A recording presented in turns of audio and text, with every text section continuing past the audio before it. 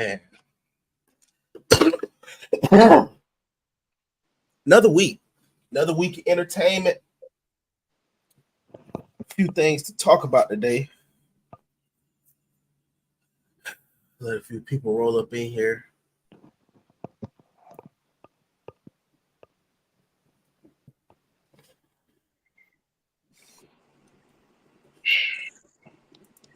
Kings ain't never gonna win a championship. Carl, can we please make a deal? Y'all not winning the championship, brother. Y'all done signed. But we ain't never had shit. Y'all never will be shit, and you never will get shit. Y'all niggas done for 4 years. Done. You ain't make the playoffs this year. You ain't make it here. You ain't make it this year, so it's over with. It's over with. Y'all done gave that nigga an extension. 78. Was it $78 million? I think so. Carl, listen. You're a man of but listen, you are a man of reasoning. Ain't no reasoning. You know, I realized that the Kings just have poor management. Y'all was supposed to get Luka. Should have kept Boogie. Should have kept Isaiah Thomas and them niggas. So but this two different. Y'all just have poor management. But that's two different regimes, though. You have poor management. Your management skill is bad. You have horrible. Y'all have horrible choices, and I don't agree with that one. Especially a nigga that don't come out to the hood and do no community work, and only go to the rich white people in Rockland, and Granite Bay, and Folsom, El Dorado Hills. So, yeah, y'all not getting no championship. Can he just underperform? Nah, the whole organization is cursed. So do you like? Otherwise, do you like De'Aaron Fox or? I like De'Aaron Fox. I love De'Aaron Fox. What's the young bull name? The light skinned, the young bull. Keegan Murray. Like you ain't got no problem with them. No, I don't got a problem with them. But Keegan Murray took all of Clay's superpowers. I honestly believe that. Like literally just took it from him. They the same type of player. It's weird to me. Well, they say they got everybody genetics in a farm bank. But anyway, Clay. I mean, it's not shit. You keep that shit going. I just find it funny though, because I'm finna be a dickhead. I just find it funny. As soon as he come in and once he gets good, Clay is just useless. But Clay, to be fair, Clay was descending before that. Like, I wouldn't say he's descending because look, I tell people. So now, after I got injured, I understand like how injuries work a lot more with the legs, right? So what happened with Clay? I think the first time he ruptured his Achilles or tore his knee. It's one of the two. His knee, I think. Yeah. So he tore his knee the first time, right? So after he tore his knee, you know how them sports go. Hurry up, get your ass back out there. He came out there before he was ready. Sometimes you can heal up just enough to hurt yourself again. So what happened was he healed up just enough to rupture his Achilles. After he ruptured his Achilles, the same talk again. Come on, bro. Like, and then, he probably feel like shit, bro. I've been hurt a lot. You feel me? So he feel that little pressure or whatever. And then he go back out there, bro, and his full confidence ain't there. In order to shoot the ball, bro, you got to be stress-free. In my opinion, you got to be real stress-free, bro. Like, in order to shoot that ball as accurate as Clay and Stephen. I'm about to say, especially the way they shoot him. Right. So him going out there early, bro, I feel like in the back of his head, he like, I got to be out here. But he also feel the pressure. Everybody come back, the organization. Then you hear the fans saying you trash. All it is. So that don't make it no better. So does that fall on the Warriors or Clay individually? I'll probably say the Warriors. Warriors and Clay. Because Clay got to have enough, sense. Whatever you want to call it. Yeah, sense. I'll just say sense because I don't want to disrespect them in no way. But you got to have enough sense to be like, hey, man, I'm still hurt. Fuck that shit. In my mind, if I'm running the Warriors, I'm like, yo, these boys is it. You know, they're a part of the dynasty. I don't care if you guys sit out for 2 years. Just make sure you're right. I'd rather have 1 or 2 good years of you feeling right than rushing you back and doing what, you know, you got to look at the long term sometimes. But back to the Sacramento Kings, man. They gave that man $78 million. How you feel about that? I mean, 4 years, $70 million extension. Outside of now, let me say this: my basketball knowledge is not as deep as y'all's, but from the outside looking in, and outside of Carl's curse, I don't mind it. I guess because I'm not a witch. I don't curse. I'm just telling you that y'all not winning the championship in another 4 years. And well, you would be a warlock, not a witch. But I don't do that either. I thought you Just said call me the prophet. Oh, okay. Yeah, thank you. Yeah, I want to call me that. Yeah, the prophet. And I'm telling you, I ain't winning no chair. Y'all ain't gonna win a chair. How do you feel about this prophecy? Guaranteed another 4 years. I feel like the prophecy will backfire because I'm a stronger. No. Wait, well, let me finish. I'm a stronger prophet, so all I have to do is say something to override it. But in respect of Carl, I'm almost willing to let it ride because that brother had a real life experience with him, sort of like how I had a real life experience with your boy that I previously felt a certain type of way about, you know. And when I met him, I kind of feel differently a little bit. Who is that? Can you elaborate? Yeah, man. So, Bam, you saw the picture. I actually ran into Charlemagne the God last week. And how was that? It blew my mind. So I was helping a friend with an event down here at the museum. Mm-hmm. And so my table is the first table in this brand new museum. My table's the first table. We're serving food. I'm the help. I'm the help. So I'm just chilling, right? And I hear like it's some older people next to me, and I hear one dude like, "Y'all see Charlemagne the God?" So I was like, "Huh?" He's like, "Yeah, he right over there." So I just looked, and sure enough, it's Charlemagne the God. So I was like, "Oh, okay." Yeah. So I'm like, "Oh, so it's this type of event, right?" So I promise this is how everything happened. Can't make it up. So I see the same brother who said that with his phone out, like getting a picture.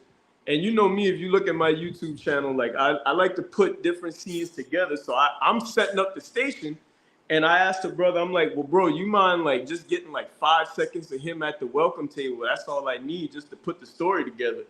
And he's this way, I'm looking this way, talking to him, like trying to hurry up and give him my phone or whatever, not make it look like nothing. And he's like, yeah, young brother, like, I really don't like getting videos because they might see me or something like that. And I'm like, all right.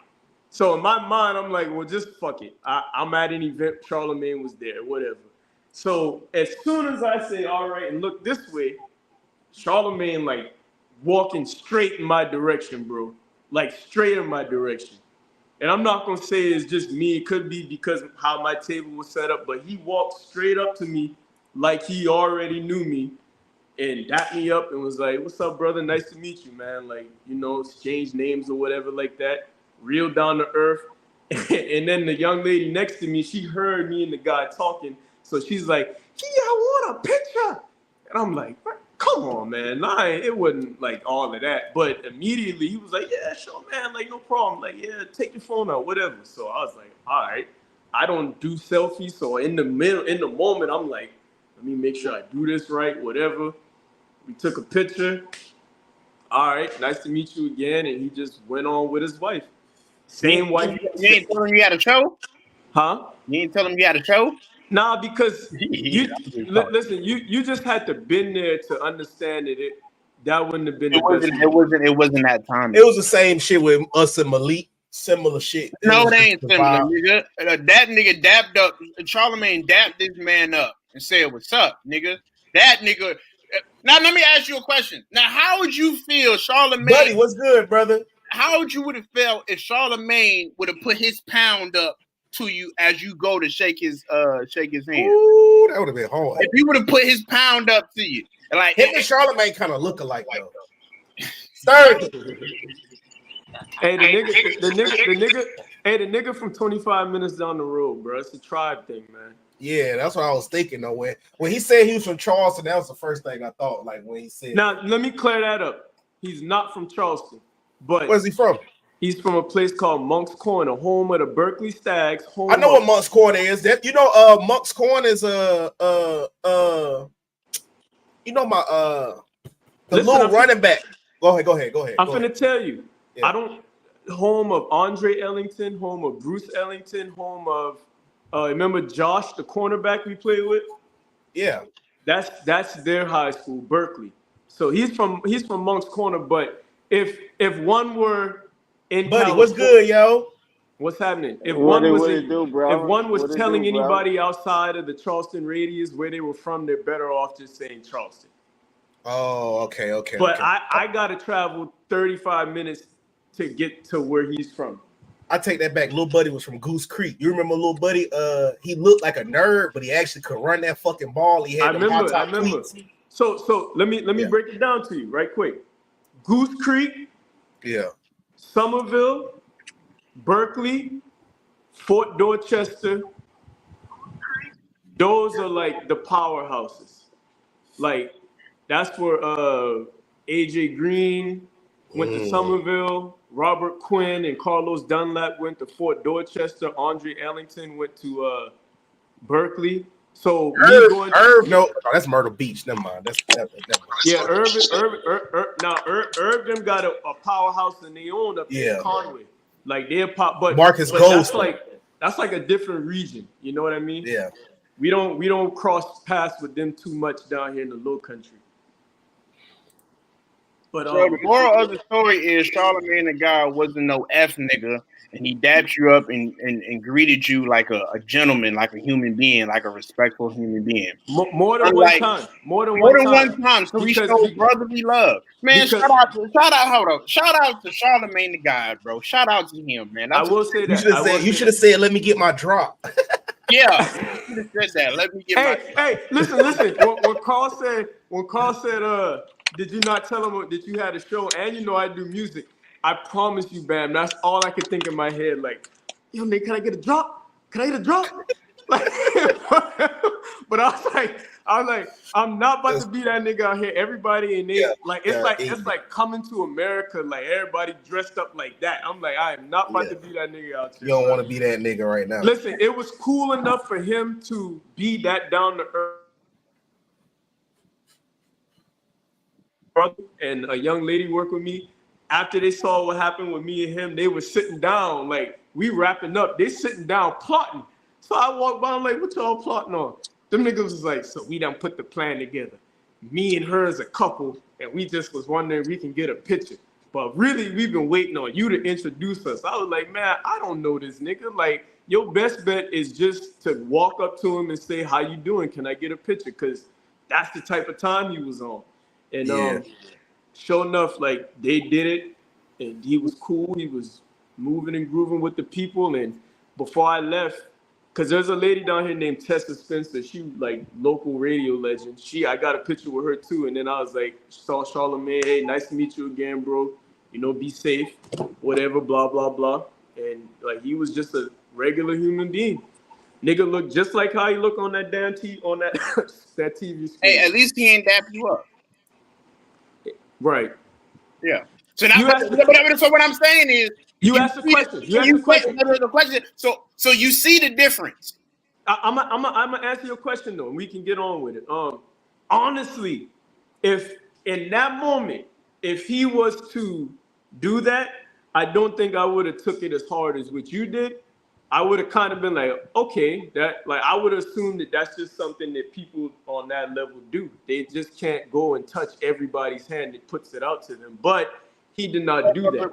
But we have proof of him shaking strangers' hands on video. But okay, all right, cool. Well, no.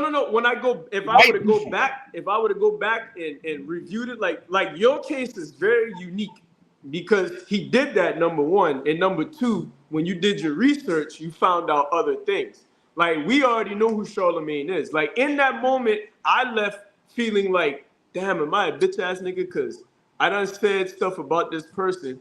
And in that moment, if I would have kept that same energy, which it wasn't appropriate, I would have never took a picture with him. Wait, you said stuff about Charlamagne the God? Yes. Well, I kind of was like a Kwame Brown advocate, and like some of the stuff that he be saying and doing on the radio, I don't understand. It doesn't represent our culture. But I But tell people this all the time, though. let Meeting me say, someone in person versus virtual is But so you clear. still went up so and asked for a that's picture. what You in my still went up and personal. asked for a picture, brother. You still went up and asked for a picture, brother. What happened? I said you still went up and asked for a picture, even though you felt how you felt. I still would never ask for He it. didn't ask for a picture. I didn't ask for it. I mean, you still went up to shake his hand and stuff. I didn't Even go though up you to No, felt him. how he came up. He came I like him. didn't. He came up to me. Yeah. Okay. Like literally, like it was totally matter of fact, when after the exchange left, the young lady that was next to me, she turned to me and she was like, Yeah. "You know what? I don't know you, but I got so much respect for how you handle that because I was downplaying it. Like I was like, no, like let him go." And he like it just happened. So I was like, maybe because I wasn't even pressed, it just happened. But I left Yeah. back thinking one or two things. I was like, either because personally I've been separating the industry and the characters from the person. Like I always say, I'll talk shit about Lil Boosie, but I'm leaving the space open to know I don't know Torrance Hatch. So Yeah. that was like a real time thing. And I look back like, just growth. Like just understand that everybody's doing something. And my objective is to take down the machine that makes my brothers and sisters have to do things that they probably don't want to do. So Yeah, I it like was that. I a like it was that. a lot. It I was like a how you lot that put I that, bro. learned from that situation. Yeah, I like that. Well, I moral of the respect story that, is bro. Kings ain't winning a championship in another 4 years. So Oh Lord. good luck with that, brother. It sucks. It's gonna suck to be a Kings fan these next 4 years. It's tough. You know who it sucks for right now? Or I wonder, does it even suck for him? Ryan Garcia suspended for 1 year and forfeits $1 million. Nah, I I just finished talking, but I feel like this is my lane, and I will say to anybody who feels sorry for this guy, I feel sorry for you. I've never seen in any sport somebody get so much love and support for cheating. They He said, cheated. he ain't have enough in the system for the Ho ball. ho ho ho ho ho ho ho ho. When you do the Hey, Bama, deeper how long you about to research, be up here, Bama? when Be you up here do a minute, bro. I'm about to put my phone, let my phone charge up, bro. My shit on 5%, bro. when you All right, do bro. when you do deeper Okay. research, you find out that that's bullshit. Because his initial thing was saying that he was taking some supplement and that's what had the traces of it in it. So on the underneath the surface, that company has come out and spoke very adamantly against all of that. And in that, they broke down certain facts. First of all, that shit is not in our products at all. And number two, even if it was, the amount that you're saying that you got caught with was not on the results. He had 10 times the amount of what was actually legal. So Ryan Garcia is playing everybody. He came out with this weak ass narrative of, I'm trying to save the kids. They're doing stuff at a Bohemian Grove. I am a conspiracy theorist. Listen, I am a conspiracy theorist through and through. The shit that he said, that's where you start off. That's like pre-K. Like, that's the shit that I was getting into at 18. Like, you didn't reveal nothing. So he's smart enough to run this whole script on y'all that I'm finna cheat, but I'm gonna start doing this campaign about this conspiracy shit. And oh, he got a picture with Diddy, so that's popular right now. So I'm finna cheat because in reality, I don't have the heart to go up and beat this nigga. But I know that if I don't win, I'm gonna fumble the bag for me and Tank and everybody else. Because the number one fight out there is Tank and Garcia. That's what's gonna make money. Not Shakur, not Devin, and these niggas are not legacy fighters. So all they're thinking about is protecting the bag. And I have never seen so many people. They hate Devin Haney so much that they would rather support this cheater. Oh, he spoke out about the kids. That's why they harming him. I don't. That nigga didn't say nothing that nobody that you can type right now conspiracy theories and Bohemian Grove and all that shit gonna come up. Like that's the surface level of anything. So no, you cheated. I don't dislike. I don't dislike Devin. I just dislike his daddy. His daddy is hella annoying. I don't know. I just don't see nobody beating Tank. That's it. I don't give a damn about no Ryan Garcia. I ain't give a damn that he retiring for a year. I mean, I don't know. I don't care. I'm not a Ryan Garcia fan. Like I don't hope for Ryan Garcia. The fight I want to see is Tank and Devin. So I want Tank to tap that ass. No didn't. But I don't feel sorry for him though. But he cheated at the beginning of the fight when he came in overweight. Exactly. Like he was totally unprofessional. And Carl, check this.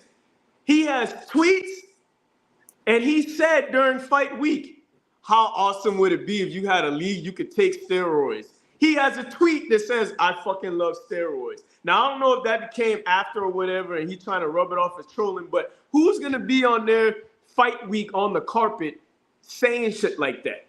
You know how they say a drunk man will speak sober thoughts? Like, that's all that I got from that. Like, why are you even saying that?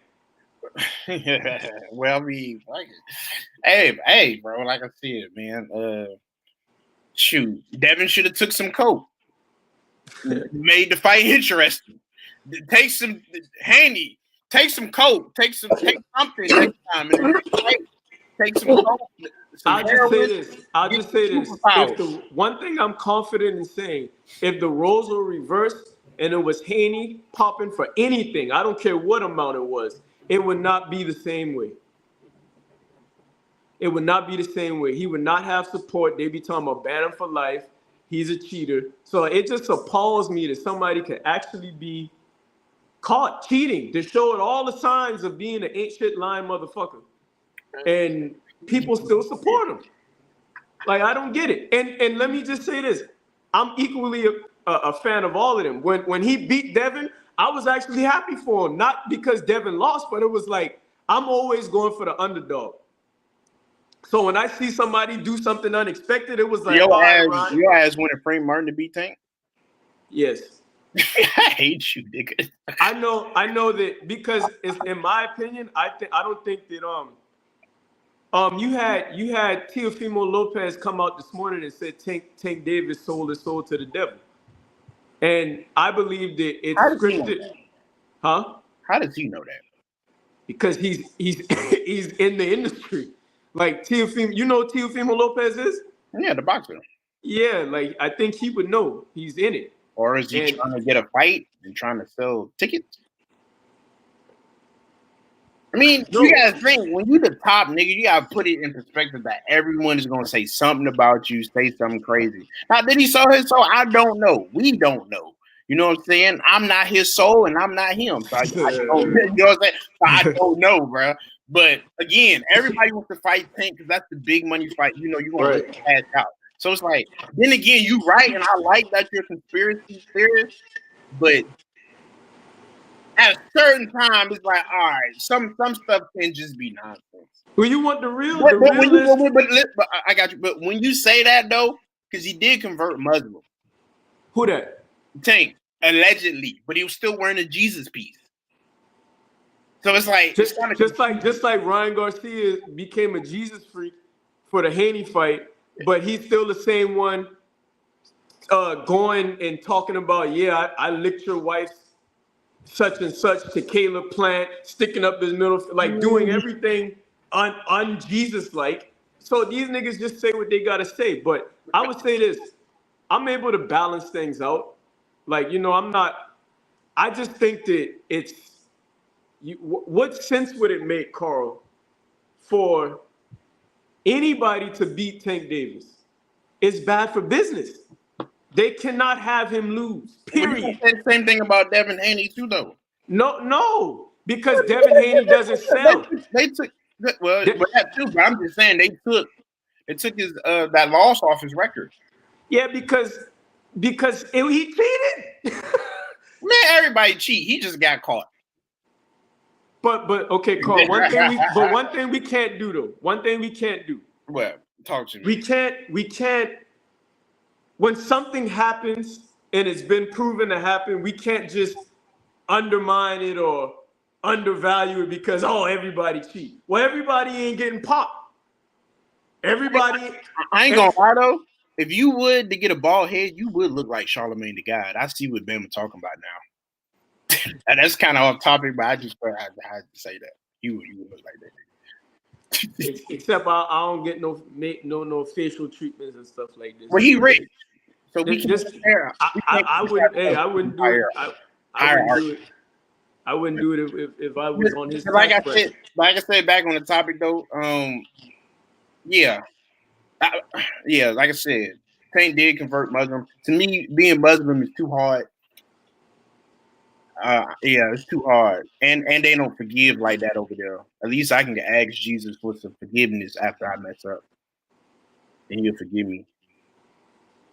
Yeah, I can't. That's debatable, but I get your point. Yeah. I'm just saying it's too hard. I can't be Muslim. It's too hard. It's too hard for me. But I hope you get the main point of what I'm saying. And I'm not saying that Tank Davis is not the greatest out of all of them. I'm just saying that. But I will say this though: Tank has to be listed as one of the greats now, though.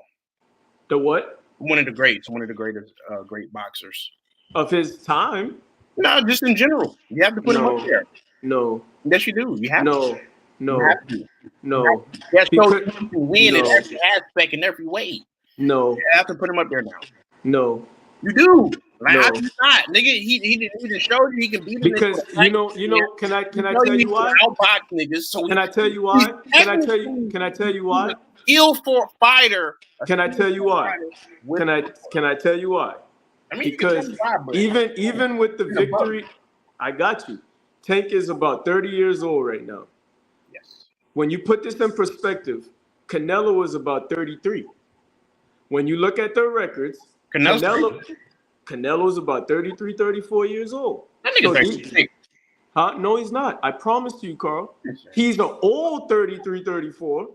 But when you look at their records, and we give Canelo shit about his resume, but Canelo got 70 plus fights. He's fought Floyd Mayweather. He's fought people across timelines. Even with the knockout of Frank Martin, hear me out. Even with the knockout of Frank Martin, that's still not the top 3 or 4 in his class. So you still have a 30-year-old guy fighting. Who's top 3? Who's top 3 in his class? Shakur Stevenson, Devin Haney, and Teofimo Lopez, Lomachenko. He's about to fight Lomachenko next, though. Okay, but here, I love that you said that. So the Lomachenko thing is this. Loma has been actually petitioning for a fight with Tank Davis for the last 6-7 years. And there's a tweet, there's a meme online where people have compiled what Tank has said year after year, and it's always been some bullshit excuse until now you got an aging Lomachenko and you want to go fight him. So all I'm saying is let's stop with the hype. Mayweather never fought nobody aging. Pacquiao was pretty old, brother. He wasn't. Wait. But the thing about it is, I'm just saying though. Hold on. The reason, number one, that did not happen is because Pacquiao refused to take a drug test for the longest time. And another reason why that's not a good example is because both of them were on the same age range. That's the difference. So when you're younger and you're popping all this shit about being the greatest, you should fight the best competition. And that's not just a Tank Davis thing. That's this era. This era, the best guy. Hold on. The best guys are not fighting the best guys. Let's take it back to the 80s when it was the middleweight division. You had Duran, Hagler, Hearns, and Robinson. By the time these guys had already fought each other multiple times before they even thought about getting to their prime. That's the difference. Let's go to the 90s where it was the heavyweight era. You had Lewis, Tyson, Holmes, all these dudes, they were getting active against each other. Nobody was worried about, I can't take a loss, I can't do this. They were going in fighting each other. If somebody got knocked out, they took it on the chin, came back at it. That's not happening in this era. Okay. So hold on, let me finish. This is my last point. His whole career, arguably, has been set up for him to look spectacular against a good enough name for it to look reputable to casuals. But I can't sit here and say he's the greatest ever when I'm watching niggas quit in the ring. I know what time it is in entertainment in general today. Okay.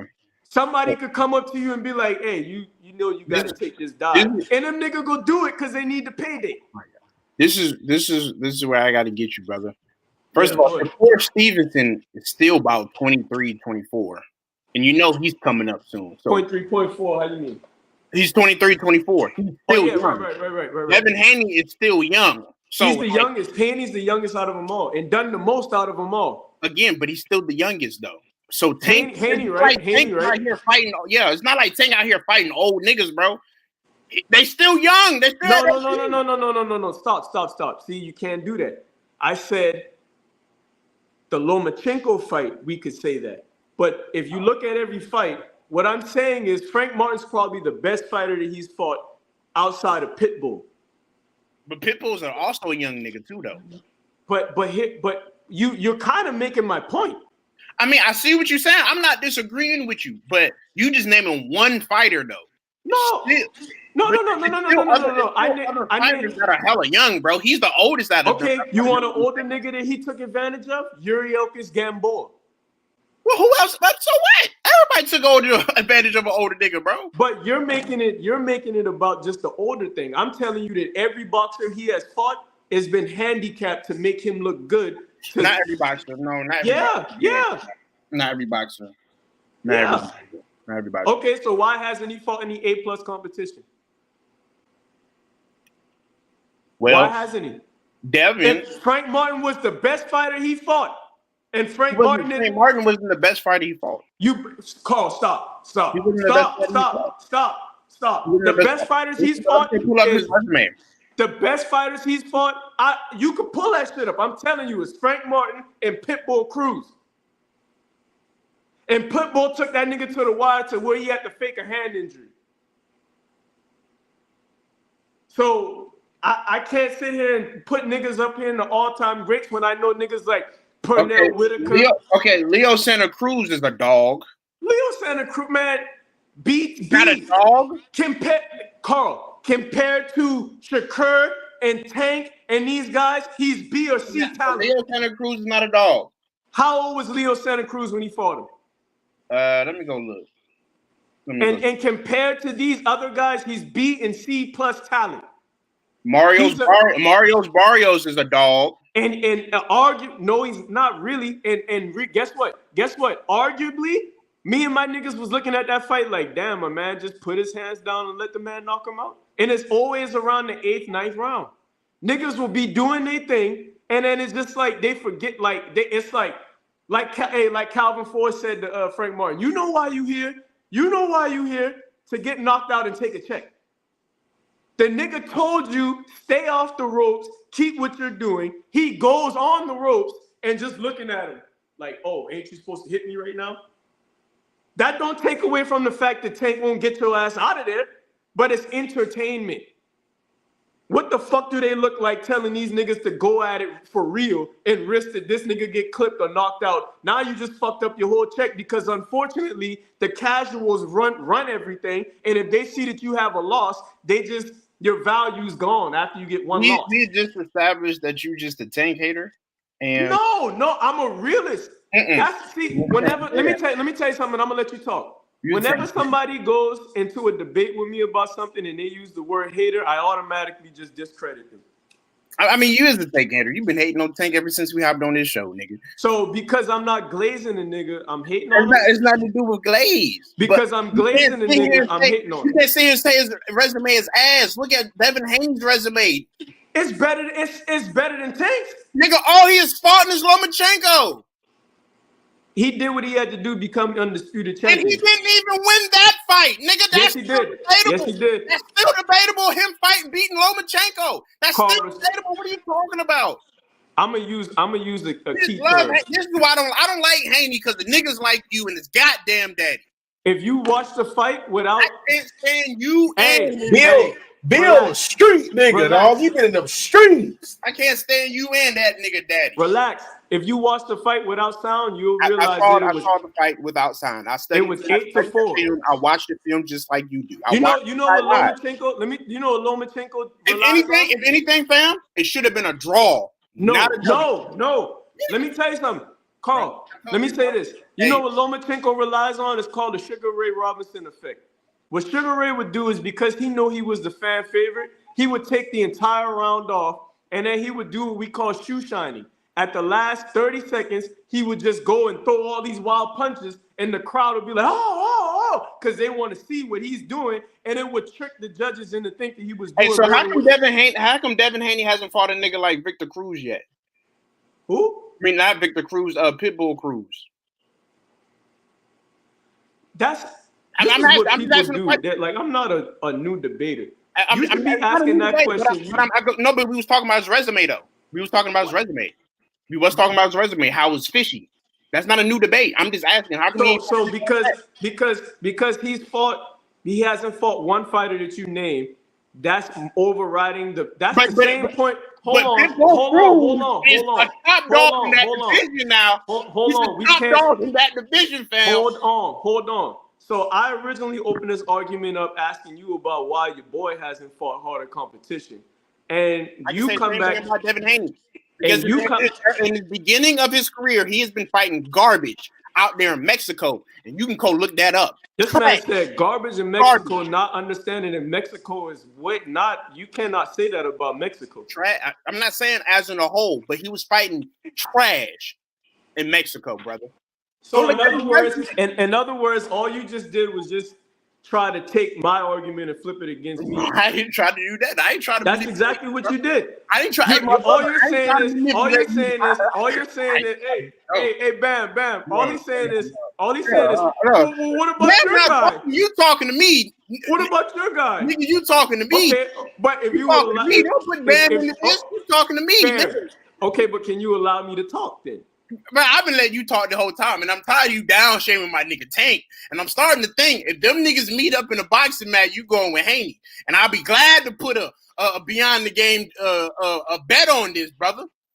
If you said if Haney was to fight Tank, I would go with Haney. Yeah, I know you would. I would honestly just watch the fight. Nah, you would go with Haney. Don't do that. Nah. Because let me just say this. I am not a Tank hater.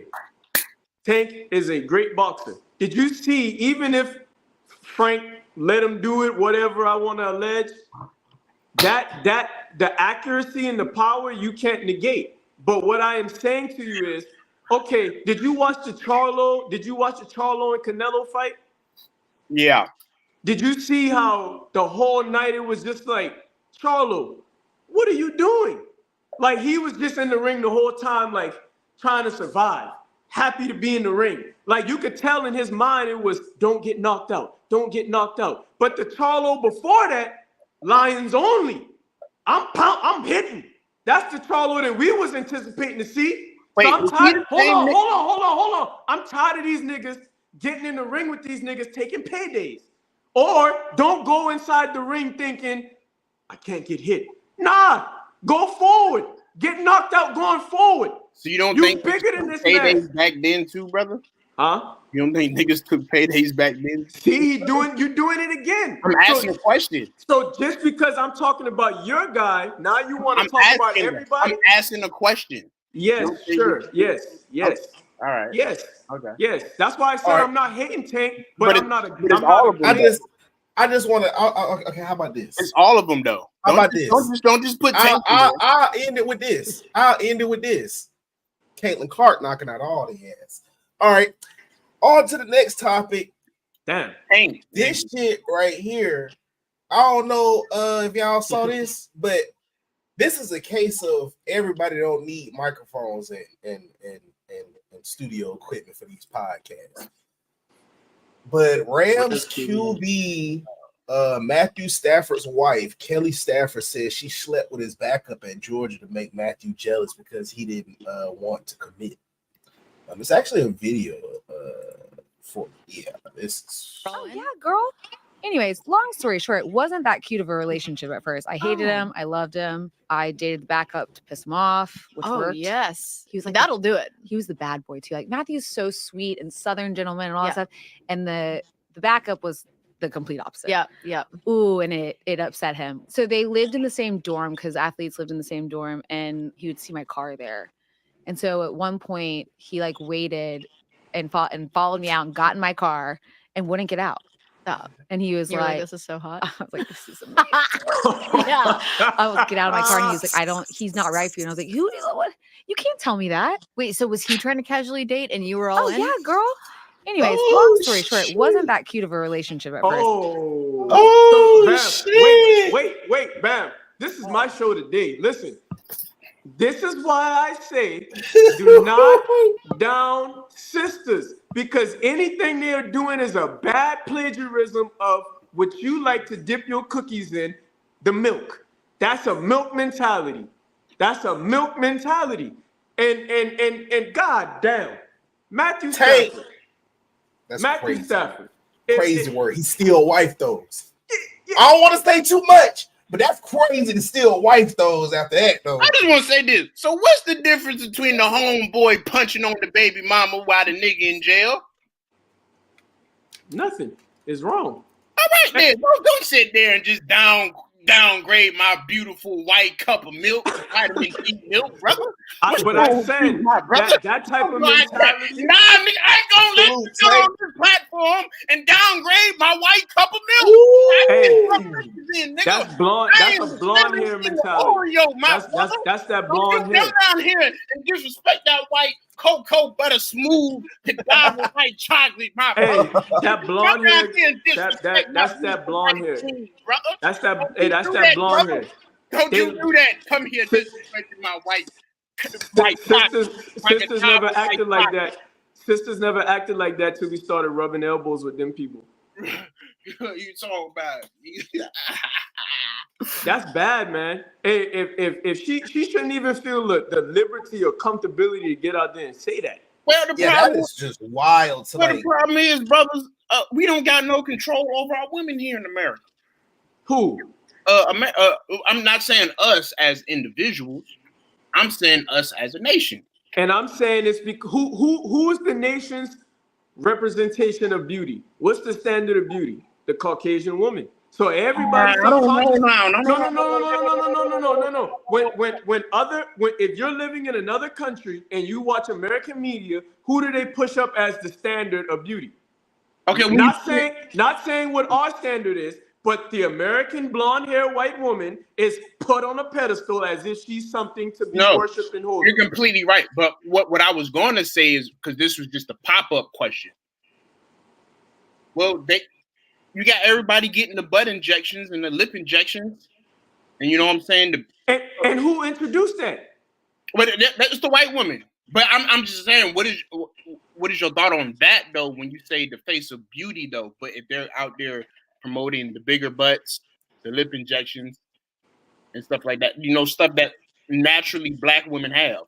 Well, it's always that's the game, Carl. It don't matter if we talking about their women or their men. How many times do we often see them hating us to death but copying our trends? What I'm saying is, you are right. The white woman is, the face of beauty of America, but behind the closed doors, it's really they want to be like right. They want to be, and like, that's why it's stupid. So they did a trade-off.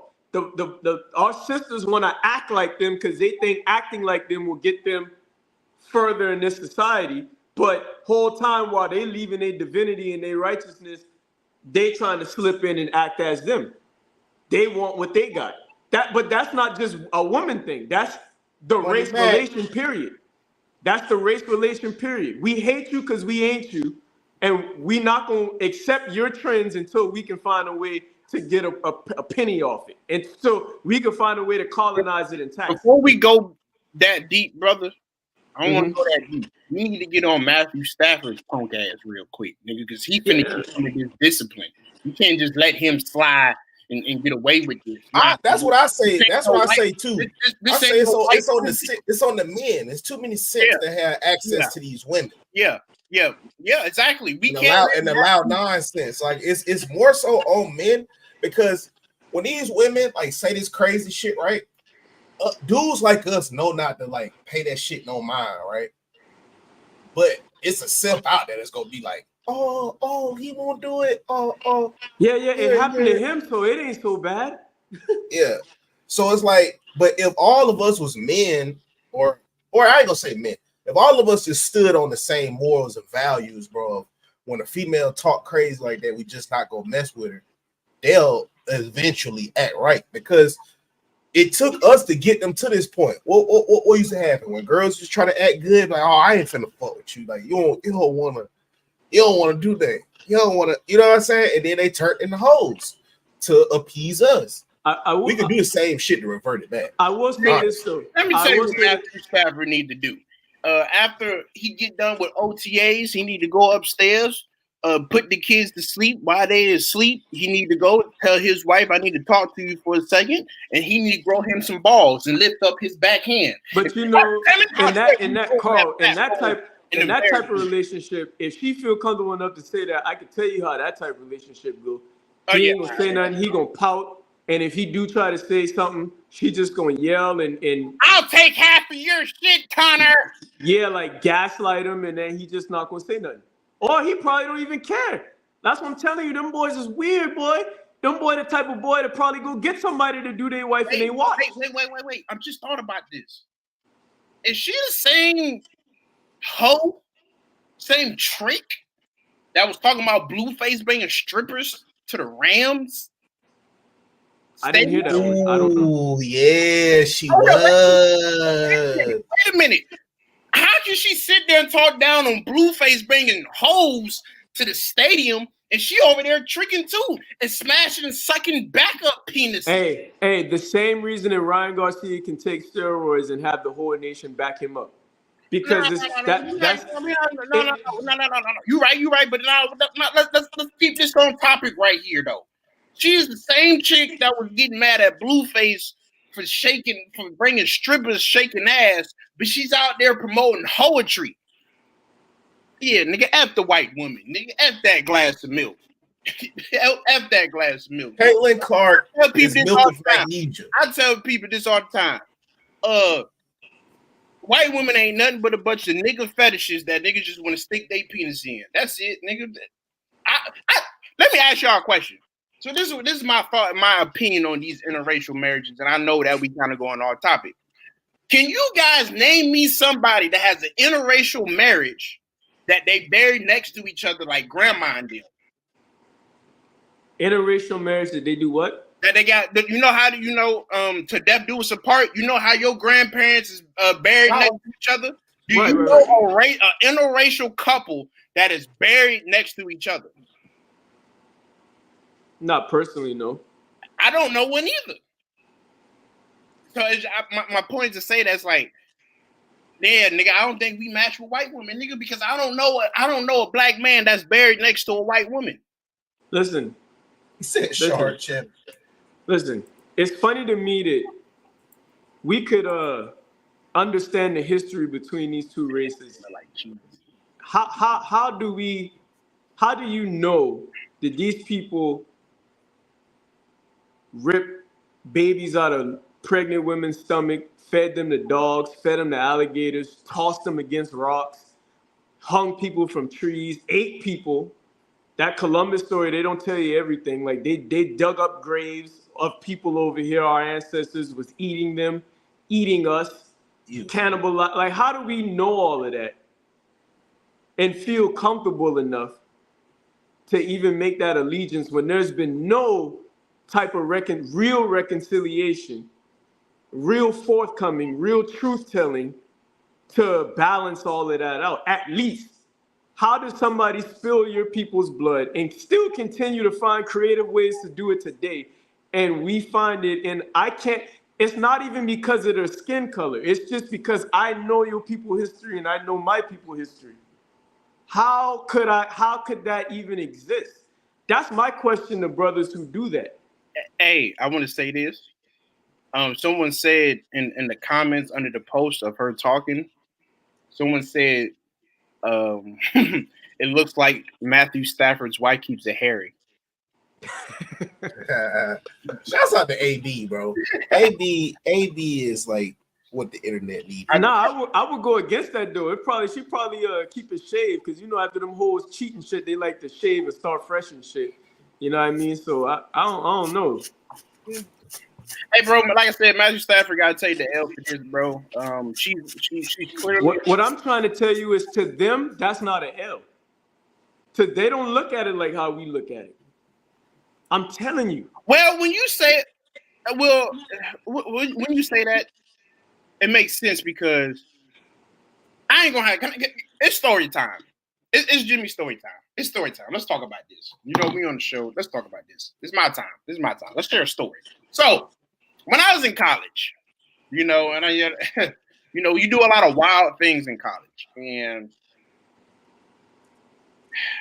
a lot of freaky things. Everybody knows what goes on in college. And I'm not gonna lie, I was on a dating app. I was on Tinder, and I saw this fine ass white woman. I thought she was fine as hell. Long story short, she goes in, she lets me in, whoopie whoop, we chop it up. Then things just start getting weird. So I hear somebody coming down the stairs, and I'm like, you got kids or something? You got kids? Right. Nah. Nigga like me need to know. It was a white man coming. It was her husband coming down the goddamn stairs. I said, damn, y'all white folks on this freaky stuff? So I was like, damn. And he had his phone out, and I was like, damn. So y'all white folks on this freaky stuff? So the moral of the story, because whether if I hit or not, that's none of y'all business. And we're not going to get into detail with that. I was 21 years old, okay? We're not even going to get into detail. But I'm going to say this, though. White people and Mexicans have the weirdest sexual fantasies of black men. Like, you wouldn't believe how many white men, white couples, Mexican couples have asked me to pound their wives in front of them. It's insane. It's outrageous. How many have you took that off from? Huh?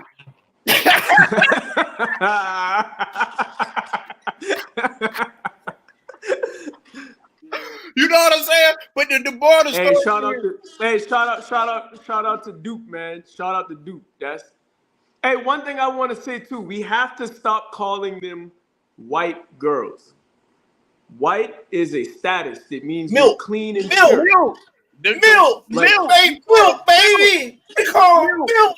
Carnation milk, baby. So Carl, I want to touch on what you were saying, Carl. Once you simplify all this, you take it back to science class. When they tell you black is the presence of all colors, white is the absence of all colors. So when you humanize that means that all of the spiritual faculties, all of the knowledge, like the Bible says, I put my words in your heart. That means you know what to do, what's not right. All of this pornography, all of this weird sex, that comes from the absence of all of the spiritual faculties that you gain over many lifetimes that make you melanin. Like that's all of this shit that we know, these weird sexual, even girls giving head and all these, like that stuff ain't natural. You're actually defiling your bed when you do that. And I'm challenging and arguing, saying that concept comes from something that lacks the spiritual awareness to know that that's fucking, it's vile. It's what's the word for it? It's just not what we do by nature. So mixing with these people, that's why they always get us mentally. They'll tell you, we don't like you niggas, we don't want you around, because they know it's gonna make us fight to be with them. And once we do that, you start rubbing elbows and their bad habits become your bad habits because they got the money in the media to make it look like you missing out on something. Then the first thing they get is all woman. And then you got weak niggas that get on these records and rap about it and portray it. And then now you got this whole shit where you're lost in the mix. You got a holy spiritual people doing degenerate shit. And then while we're getting lost in it, they can elevate and look at these niggas. They don't know how to act. It's a greatest Jedi mind trick ever known to man. One nigga said he cooked white women. They the devil. You say what? Yeah. There's a nigga in the comments said you cooking white women, they the devil. You cooking. Hey, and all devil means is deceiver. That's all. Hey man, that's what this nigga talking about, man. Them white girls got some good vagina. I see why them niggas stay and cuff them white women and get rich. Yeah, white woman got some good vagina, man. I don't know what he talking about, but look, all the white girls got slide in my DMs right Hey, now. all I say is in 20 years, in 20 years, I've had 2 relationships, and they're both with sisters, and I'm proud. It ain't easy, but once you get on the court and once you stand firm and show her, you gotta love the sisters. You can beat up on the sister, and she ain't gonna call the police and send you to jail. If anything, she'll drop the charges. You beat up on a white woman, she trying to take all your money and send you to jail and take the kids. At least the sisters will stick down to you after you putting your foot up her ass. What's the singer name? Eat the Cake anime. What's his name? Tina. Yeah, nigga was whipping Tina ass for years, decades, and she still held him down, still loved him. Grandma and them, yeah, still love granddaddy after he came there from a long day of work, took his but see, I'm gonna say this. The only reason that you have them ideas in your head about the relationship between black man and black woman is because of the media. That's the only reason. Because I would argue, granddaddy did used to be grandma and them. They went through Spain. I know my grandfather didn't beat my grandmother. If anything, but mine's didn't either. But I'm just saying. But you see what I'm saying. If you really think, if you think about it in your waking life, in your real life, you know more examples of healthy than you would know of. I'm talking about like not in our age group maybe, but like. I ain't gonna lie. My grandma was a little bit of a G. So my mom told me a wild story. That one day she said my granddaddy was a no good penis slinging nigga, cheat after cheat after cheat. And my mama said she woke up one day, overheard them arguing, and my grandma put a shotgun right to the nigga face and pulled the trigger. And my mom got scared, but the joint jammed. Cause my grandma was really finna shoot him because she got tired of the nigga cheating. My mom said she saw that as a kid. I was like, oh snap. So you know what you said? Listen, that's one difference I could say. Men always been men, but even though all women didn't like it, they wasn't going to abandon ship. They been going to fight it out, do what they had to do. They were going to do what they had to do because they know it's a holy union till death do us part. I'm arguing that the source wouldn't have been if that was a Caucasian woman and she pulled that trigger, that source wouldn't have stopped that gun from jamming. But because that's a holy union, the Most High was like, all right, that nigga get the point. Yeah, he get the point. He get the point. Gotta do this. Like, matter of fact, I made you get up and pick that shotgun up so this nigga can get the point. Like, you know what I'm saying? But I'm arguing that wouldn't have happened if it was any other nation of people. Because he told you not to be in them relationships anyway. And no, it's not because we just hate people because of their race. That's stupid. But I'm just saying that there's nobody. Bro, when you think about it, bro, white people created adultery. Caucasians from the they created adultery, beating on their women and stuff like that. Where do you think we got that from? The master was punching on the woman. You know what I'm saying? Carl, what year was that when they did the feminism stuff? Like the 50s, 60s, right? Hey, bro. Yeah. Hey, bro. Listen. All they did was recruit our sisters to get with that shit. And before that, we had two-parent household. We had businesses. We were okay. Martin Luther King comes along and puts this Jedi mind trick on everybody, whether unknowingly or knowingly, because when him and Malcolm got together and decided, Malcolm started realizing, hold on now. That's why he said, I fear I integrated my people into a burning building. And before he can grow into this new man, they pop both of them niggas. So everything that we know that's lesser than being holy comes from rubbing elbows with other nations of people. They also said Martin Luther King loved white women. Huh? They said Martin Luther King loved white women. Well, I wouldn't deny that because it was Caucasian people who even put him in that position in the first place. Hey, so Koji, you ain't never had a piece of white vagina? You already asked me that. What was your answer? I said yes, I have. Was it good? No, it wasn't. No, it wasn't. You want me to tell you gotta how get I him felt? on a date. We gotta get him on a date. You want me to tell you how I We felt? gotta get him on a date, bro. I'm gonna tell you, hey, will you say Chad, story we got time? this thing what we finna do with Koji, bro. We about to put him on a date with some A milk. blind date with a white woman. So if y'all know any white women, please DM us. Stop calling them white. Caucasian women, yeah. Milk. Listen, you want to know how I felt after that? I felt disgusting. All right, wait, did you come though? That's crazy. That is wild. That is a crazy question. Come on, Carl. That's a real question. Did you nut? Carl, so if you nutted, that means it was good. Nigga, I don't give a damn. He ain't just nutting. Let me tell you something. That happened when I was very young. And it happened in a time where a nigga was depressed, man. I was going watching my Dukes pass away. I kind of blacked out. Cause my mama taught me, this is what my mama taught me. My mama taught me, save yourself for the right person. I never forget that day. She grabbed me, she jacked me up. And she was like, you save yourself for the right person. That's a special thing. And you save it for that. Nigga, you want virginity to a white woman? No. I'm giving you backstory. So I was the nigga. I didn't lose my virginity till I was 17, going on 18.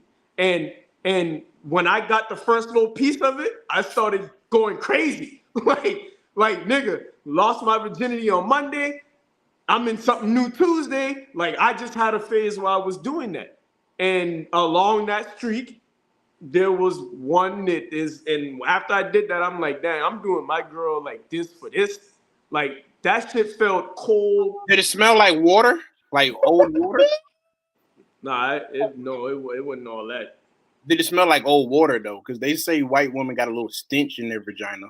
Nah, the whole time I was doing it, I was kind of smell like sour, a little sour, milk sour. I didn't pick up on none of that. I'm just telling you, it didn't smell different. I'm saying I didn't pick up on none of that. It wasn't nothing deep like that. It was kind of it wasn't like that. Did she keep it hairy? I can't even remember. Now that nigga remember. No, I really can't. It was kind of like you letting her do something to you, and then she's like, "Oh, well, what about me?" And I'm like, "What the fuck?" So it's like, all right, turn around, just turn around. And man, what's the next topic? Let's move on, bro. I'm tired of talking about this milk. I can't see it. I don't talk about milk. Sour, it expired. Fulio. Fulio was killed. Man. Bro. Oh, he died? The nigga with the dreads? Yeah. Fulio. I feel sorry for them gangsta ass niggas, bro. I'm gonna go ahead and tell you that right now, man. I feel that. Yeah. Celebrating his 26th birthday. Fulio. I guess. Hold on, wait a minute. That nigga was at a Holiday Inn? As a result of this, 3 of them were transported to hospitals and 1 was pronounced deceased here on the scene. So we are working to learn what led up to the shooting, motive. You can see behind me, a lot of officers are here. They are talking with witnesses. They are looking for video as it pertains to this shooting. As far as the people that are at local hospitals, we are working to get an update on their condition. It seems like they will survive their injuries, but again, that's very early in the investigation. Those are really the details that I have at this point as we're unfolding and getting updates. I'll take a couple of questions for what I can't say. Were these guests at the hotel, do you know, that were staying here with some?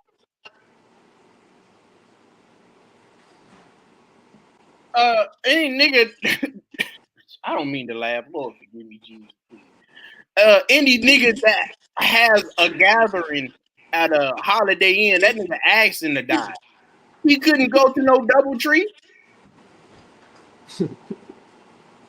What? No, Marriott Suites or something, Embassy Suites. He couldn't do none of that. Or an Airbnb community.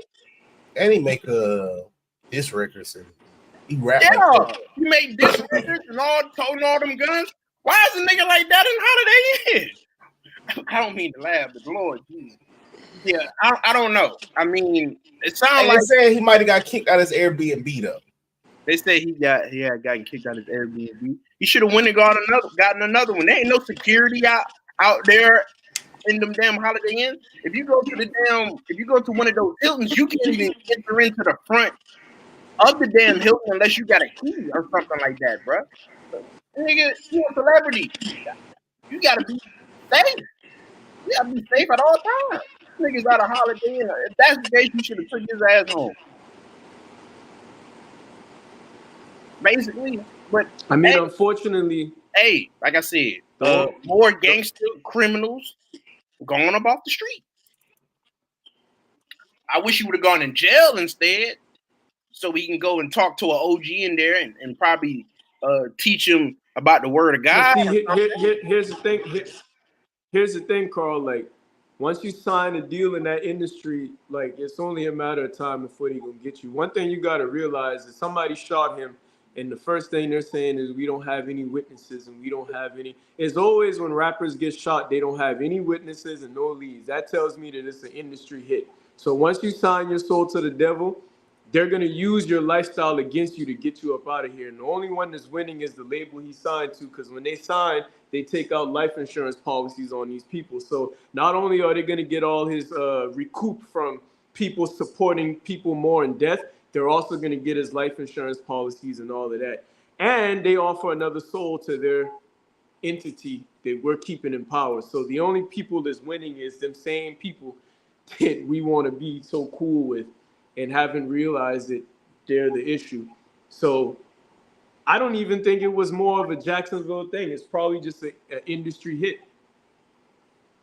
Like that's it. Once you sign your soul up, like, you're a number. He did make a diss track about Jada Young dying on his birthday. They find them ignorant niggas like that. And this was a 20, 30-year process. When they introduced niggas with attitude, they knew in 30 years they could have a generation of kids that are dumb enough to actually live that out, and they can sign, because all of us by virtue have the ability to make music. If Carl right now, if you decided I'm gonna be a rapper and you focused on it, you would develop a little flow. Yeah, but I to back up your point, I was talking to my mom the other day, and she said, because my daughter's 3 years old, she said there ain't no hope for these young kids now. She said it ain't gonna get better till my daughter gets older. She said my daughter is the generation that is going to have to change it, and it kind of makes sense because my daughter's a pandemic baby. She was born right in the middle of the pandemic. You know, the alpha generation. Yeah, and I think my daughter and that group is going to be the ones to really change it, because this generation knows nothing but hate. It's because of what we're teaching them. Yeah, but like I said, this generation don't know anything but hate, violence. They don't know how to build nothing. Because they come from broken homes, and then their teachers are... And they have no resources. Exactly. And then you combine that with everybody having pocket police so accessible, so all they can see is Lil Durk, Megan Thee Stallion, all these fucking degenerates that are being paid to do this same exact thing. We know the parents ain't gonna be there to raise you, so you're gonna end up following these entertainers. You know, so I agree with Mama. Yeah, I agree with Mama. I don't think there's no. I hate to say this. I don't want to say there's no hope, because even in the Bible, that whole thief in the night thing. I know. So when you okay, so this is my rebuttal to that. When you said, I know exactly you were talking about with the Bible, but even God Himself had to wash away and flood. Yeah. So that's why I'm saying I hate to have to say this, and it bugs me because I work with these young niggas. They're gonna have to die out, bro. Thank you, King Z. Like, you're right. Me and Bam say, hey Bam, what we always say, 66%. That's what I'm saying, bro. They're gonna have to die out, bro, in order to establish a newfound of unity, bro. They're just gonna have to die out, bro. And that's what they're doing. That's what they're doing. They killing each other like a mug. Young kids they just gonna have to go. And there's nothing.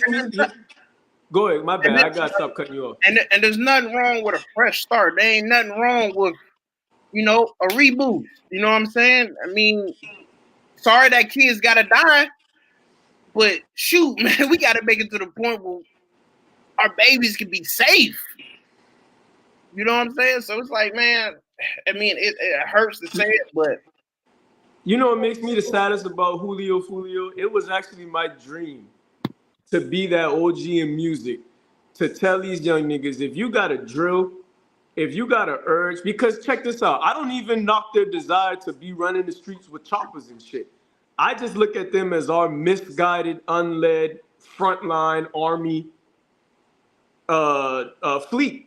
You know, like Young and Ace and Fulio should have been two top generals in the army of this nation within a nation. And it was actually a dream of mine to meet them and actually try to pump some of this knowledge in their head. Because if you just think about it, from hood to hood, nation to nation, if niggas just caught that thief in the night and their mind just clicked on and we all unified together, we don't need nobody patrolling our hoods. We don't have to worry about no police brutality. Like we would be, we would be a force, man. If Chicago niggas united with Florida niggas, united with Texas niggas, and then we understood that we don't shoot each other. And if we have to shoot, it's gonna be against these gentrifying, colonizing ass people or anything. And we really knew who our enemy was. A nigga will say, well, why would they knock off and clone Gucci Man? It's because when a nigga like Gucci Man really had woke up and realized what he been doing, he will probably be one telling all these niggas hood to hood, stop shooting each other, and let's be ready to, go to war for this nation that we building. So it's sad in that, it's sad because you see that these brothers they have so much of an influence and a star power that they could be that powerful doing the wrong things. Imagine if something would just flip on their head and they use that power for a little bit more. Man. That's too much for them. Hey. Because all the white people do is just dump a pot of gold and say, fight, nigga, fight. Or, this is what I also will say. Go ahead, man. Nah, I'll let you go because I was going to change the topic. I say whenever they see enough of us coming to them, standing up, then they'll change that. I'll argue and say this. If there was more Charleston whites, not just him, to where you can isolate it and call him a hater or you like him or don't like him. If all the unks just came up and started, hey, put some clothes on, pull your pants up, stop listening to that shit. Don't play that around your mama. Don't play that around your kids. If the unks would step up, which is basically us right now, and we unified on that, they would fall in line. But there's no... It's my desire to send a nigga to jail. I want to send a nigga to jail. I pray that God gives me the opportunity to see and witness some crime and send a nigga to jail. I want to send a nigga to jail. I don't want to kill a young black man. I understand it. I want to send him to jail, though.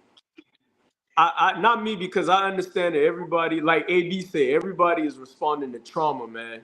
Like, people do dumb shit for the smallest reasons. Not having a father, seeing this, seeing that, not having this, no opportunities. So that's not something that they at a certain point in time, we got to stop giving excuses. That's true, but that's not for us to say to the youth. That's for me to look at you and say. But how because you can't. You are at the, okay. You know what's right from wrong.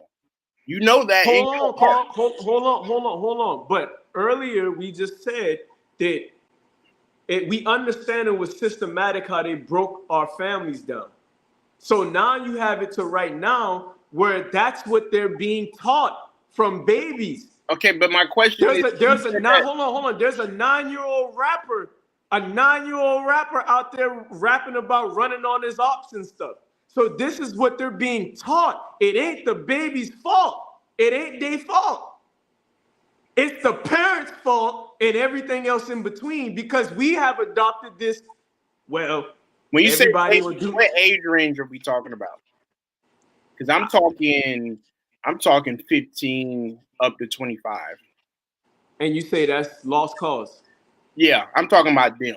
I'm not talking about young babies that don't have. I'm gonna tell you the truth. None of them have a developed brain, but I'm gonna tell you the truth. Me personally, I don't think it's ever over for a person. I don't think it's ever over.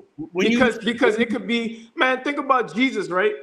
Jesus was bringing people to life just by offering them something contrary to what the popular belief was. He introduced new trains of thoughts, and he also walked in that way. So people wanted to follow him and learn how to raise themselves up from the dead. So it's not anything other than somebody actually talking to them niggas directly and putting something new inside their head. Now, it's not for me to hold your hand and make sure you get there, but if I plant this seed this year, next year, if you really were a chosen one and you want to make it, then it will grow. It will bring a harvest. But there's nobody telling these niggas anything different. Even our old rappers, they're not listening to the football coach. They ain't listening to their teachers. There's someone telling them that this is not the right path, brother. So again, we gotta stop putting excuses. There is people out there telling them stop. The police officer is telling them stop. The nigga at the convenience store, when they going over there robbing their ass, they telling them to stop. Don't do it. Even sometimes them Hindu niggas give niggas second chances. Sometimes, hey, bro, you can take this food and you can keep going. Don't rob this store. This is not the way. Fair. Listening, brother. Fair. But I would say it's more intricate than that, because the football coach, the janitor, the convenience store worker is not equated with somebody that they will respect, because they're not taught to respect that. They're taught to respect the nigga with the chains and the cars and the hoes. So but you got the message though. But if it's not coming from the person that it looks like, and that's not even a youth thing, that's a human thing. If you see somebody that you like and you think is attractive, you're going to listen and give them more leeway than the ugly motherfucker based on your perception. And that's just a human nature thing. So I will argue again, it's up for us to continue to attack these trash ass rappers and these whole ass fucking females up here on the microphone. That's what we got to do. We got to shame them boy to death, stop buying their records, stop watching Power, stop watching all this dumb garbage, all this bullshit, and then expecting to see something different in the future and the generations to come. That shit don't make no fucking sense. Like I told my homeboy, we was going down the old school 90s R&B, and Drew Hill came up. Somebody sleeping, and he just been singing. And I went to the nigga and I said, well, shit, that shit scares me, because if I keep saying that, I'm gonna manifest somebody sleeping in my fucking bed. And all that shit in the 90s, them niggas, ooh, I'll drink your bath water and all type of shit praising a woman. Now 20, 30 years later, you got a woman who is expecting that. And we're looking around talking about these hoes ain't shit. They don't know how to listen. They don't know how to follow. We don't even monitor and clean cut and direct ourselves to be expecting any youth to be listening to us. We could get off this podcast right now and put on our bullshit tunes and watch our bullshit show and then wake up tomorrow and say everything ain't shit. It's what you ingesting. It's what you listening to. It's what you intaking in your spirit that reflects out here. So we gotta figure it out. You can't just say ain't no hope. We got to get down and dirty and find out. It could be one thing you say. Everybody's an individual. It could be a hard head out there and you get to know him and you say one thing to him and then unlock him. And he going to be willing to follow you. Well, those are the chosen ones. Not many are called. Few are chosen, brother. If you believe you chosen, then you should also believe that anybody you come in contact with is sent for you. That's how I do it. I don't go out trying to save everybody, but everybody that comes to me. But it still goes back to, we just need a fresh start, brother. I at a certain point, I agree. We need a fresh start, because nothing's changing. I agree. You know, young black kids at a high school, at a 12th grade, still read at a very, very low percentage. You know what I'm saying? They still like it's bad. Like, why do you think that is? There's a lot of reasons why. Right. What if you could change one by snapping your finger? What would it be? The main thing, well, we don't train our kids to read. We don't read to our kids at night. And okay, pause. Why don't you think we don't do that? Read what though? What are you training them to read? Well, just that's the biggest problem. The biggest problem is not standardized education, because everybody thinks differently. When Javon see 2 + 2 × 2, a different thought pattern goes into his head that goes through your head, even though we get the same answer. And I know like 2 + 2 is an easier version, but what I'm saying is when we both look at a problem, we don't ingest it the same type of way because we think different. Our environment causes us to think different. You was raised with your mom. He was raised on the military base. I was raised by a football coach, and so on and so forth. He spent more time with grandma. I spent more time with my dad. You know what I'm saying? You might spend more time with granddad. So, like, when it comes to education, right, all of that shit plays into a factor versus what kids see on a day-to-day in the real life. What they see on a day-to-day in real life, oh, bro, you're supposed to pay rent. You're supposed to have a credit score of 800 in order to get this at this rate. So why not teach that in high school? Like, so if we reading, I don't give a fuck about the Treaty of Versailles in 1845. Like, I can give a fuck about that. But since I'm finna see credit and leveraging debt and all of that shit in the real world, how about I read about that? And then kids will be able to consume more of that because Reading, when you walk outside every day, this is what you see. Open, men going here, women going here. Hey, this is the bank. Hey, this is an application. This is how you read this. Hey, this is interest. This is what a percentage sign looks like. When you start teaching them about shit like that, you will see like, oh, they'll start reading more. But when you start teaching them about Joseph Mussolini and I mean Joseph Stalin and Benito Mussolini, it's like, bro, like what the I don't want to hear what the this fuck shit. is this finna? I gotta go to work Bama, after high school. to your point, Bama. I said it before. I'm of Gullah descent. If I would have went to high school and they were teaching me about the Gullah Wars, I would apply this A++ brain. But after I got there in the first month and I realized it's basically the same shit that we had learned in elementary school, I'm trying to learn how to be a nigga, man. like fuck this shit. But I was smart enough to focus the last week of class and pass the finals, ace my essay. But at the same time, exactly, and even going before that, I remember like my mama was the driving force behind me. Like she made sure I was applying myself and all that. But when mama started getting sick, like I started drifting away from classes. A student went to a C plus B student. Didn't have nobody to talk to about that. Didn't even know that shit was affecting me. So a nigga could look at me and put me next to somebody and say, oh, he got all A's. Man, when you go to school, all you doing, no disrespect to nobody, but to me, school is not an accomplishment. All you're doing is proving that you're a bot. People can put stuff in your head and you can regurgitate it. That's all it's doing. A genius is somebody can get out here, survive, and bring their ideas to life. They can take something that's previously unheard, unseen, and bring it to the physical realm. That's education. The real word of education means to bring from without, not to put in within. And Bama, one thing I wanted to say, I agree with everything you're saying, but one thing that scares me, right? We look at every day, if you're paying attention, the US dollar is losing value rapidly. Countries are turning their back on it. This society is over. So even by teaching them credit and stuff like that, you might be, like, we got to be even more advanced than that. In my mind, not to take away from what you were saying, because it is what you're reading to them, but if you were thinking of what to read to your children, the first thing you should read is what tribe they come from and the true history of our people and the true history of everybody else that we got to see on a day-to-day basis, because that will prepare them to be of a nation mentality, how not to grow up and degrade their sisters and how not to fight with their brothers. Because we got the game fucked up. We save our best face for everybody to put foot in our ass and take everything out on our sisters and brothers at home. But I'm willing to say is if we knew from the beginning, if somebody told me from the beginning that I was from the Geechee Nation and we fought the wars to end this slavery, our people didn't go for that shit, you walk around with a different air about yourself. If they've been telling you, you from Alabama, you come from this tribe, Tuscaloosa mean black warrior, look at Deontay Wilder, you come from this is what we did, the Confederate flag is actually ours. And like, if you knew that, you'd be walking around differently.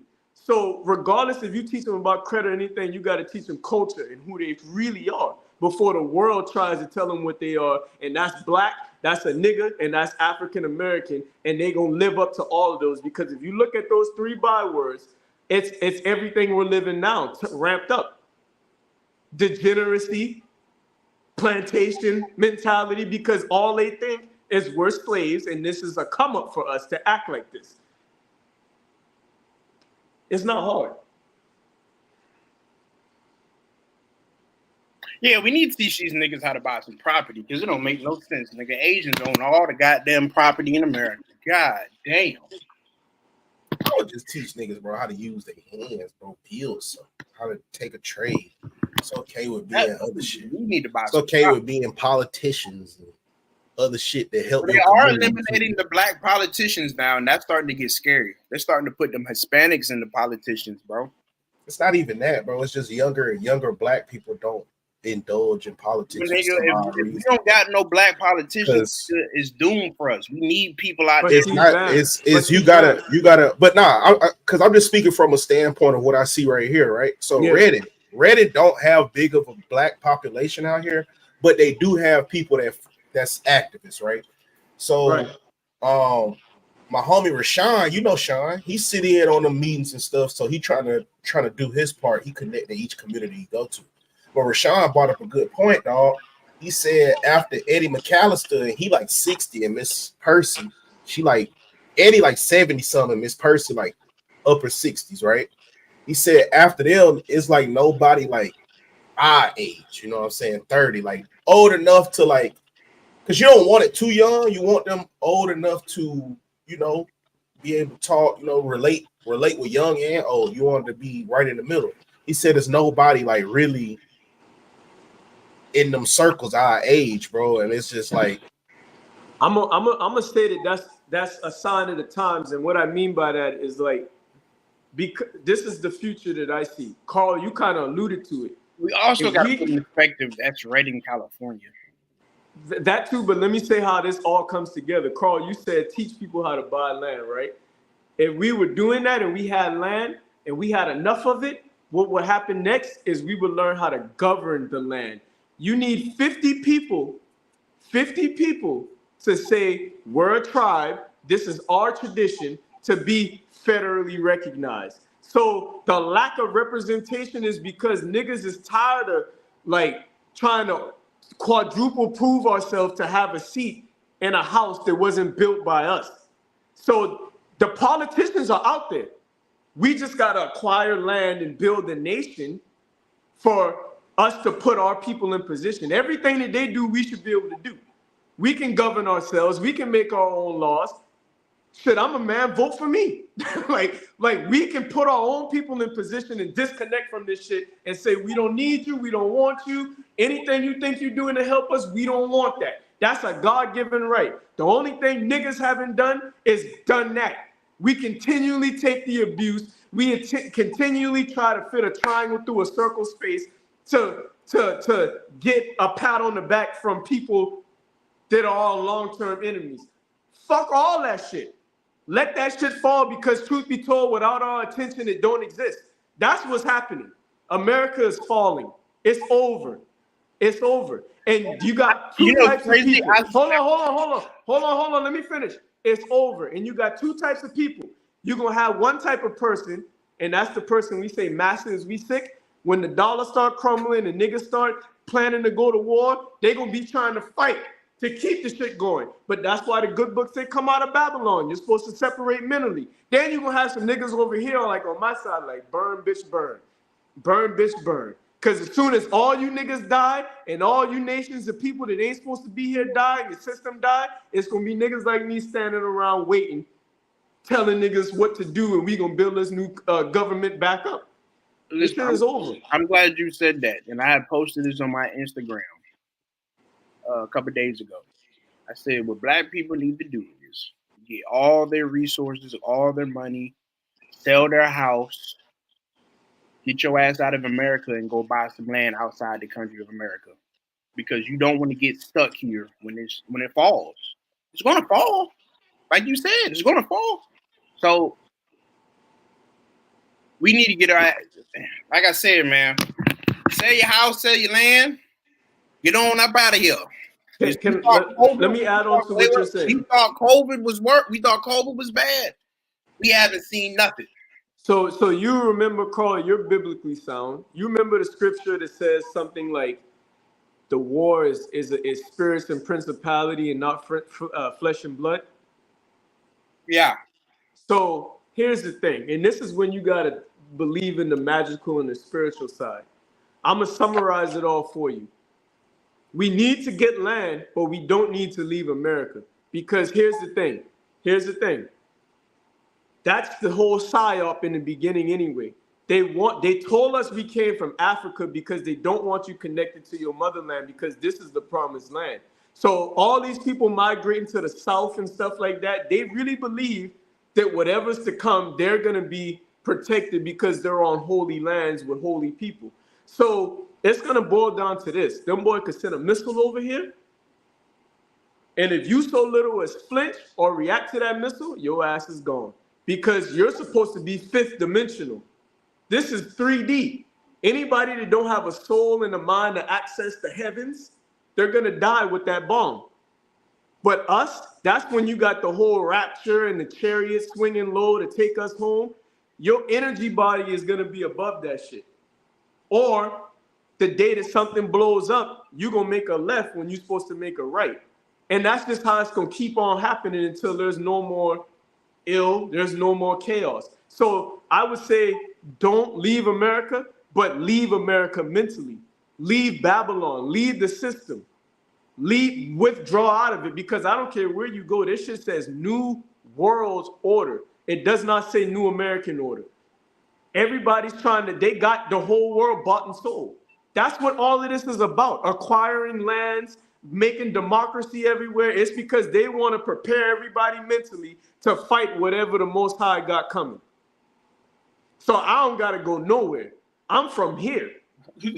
When I leave here, they going to be painting their face over John's Island saying they the original islanders. Well, I'm not going. Niggas, $10,000, you can go over there to Guyana and get a lot of oil and get rich off. I don't need to go to Guyana. I can make a deal with them, but I'm not Guyanese. Oh, I am though. I'm getting my ass up out of here.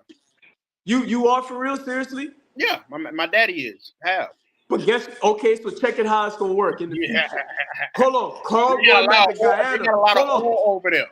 Listen, you don't want to say that because them people watching. But listen. Hey, yo, edit this out. You really a general right now. So in 50 years, when I'm standing on the island and I'm like, hey man, shit, I know we got the finest of this, the finest of that. Shit. Yeah. King Carl got the finest of oil, the finest of cedar wood. You read about King Solomon, this is what they did. They made alliances with other kings, and he was like, shit, I'll send you a whole boatload of cedar. You send me the wheat, you send me the gold. That's how we do. We got to stop that. We can't talk about that. We can't talk about that over here. Guess what? I'm going to tell you this. You being the chosen one, hold on. You being the chosen one, I'm telling you this right now. You better accept it. Like Joshua told, or Aaron told one of them, there's more than with us than there will ever be with them. It's over for them because we know who we are now, and we're calling on all of our spiritual forces in protection. Right. If them bitch could have did something, they would have been did it. So at a certain point, I don't give a fuck about nobody. No. But I ain't got knees, and I ain't got no oil. All you got to do is say them bitch will never touch Guyana, and they'll never touch me. Well, if I'm not mistaken, they try to steal oil from Guyana. They try to steal oil from every place that's ill represented by the people. Them Arabs too. They try to go over there and steal oil. Psalms 83 tell you it's a crafty council. All the nations, United Nations, they're in on taking resources physically, mentally, land-wise, every way from the people while keeping us in a mental psychosis. I ain't gonna lie. Today's your show, nigga. I drunk a Red Bull before I sparred. I still feel good. Yeah, that's what I said. Yeah. Today's your show. This your day. You got it. Nah, I'm just saying. I ain't got no oil though. One last thing. This might be a good topic. Them turtle crackers, I got no oil. This might be a good topic. I ain't got nothing. Yeah. Before we get up out of here, man, I just want to give a shout out to my favorite lady, man, Shakari Richardson. She won the 100-meter dash the other day. clocking the 10.71. Notched 2 fastest times in the past year, 10.65 and a 10.71. She really locked back in for a mama, man. Like Aries system. I really fuck with baby girl. She's sexy to me too. I ain't gonna lie, it'd be more impressive if it was a white woman. Yeah, I can see that too. Caitlin Clark. Yeah, Clayton Clark, a white woman going out there running something 10.7. It's not exciting to me no more watching black women run fast times. We know you niggas can run. You know. I want to see a Mexican woman run a 10.7. I want to see that too.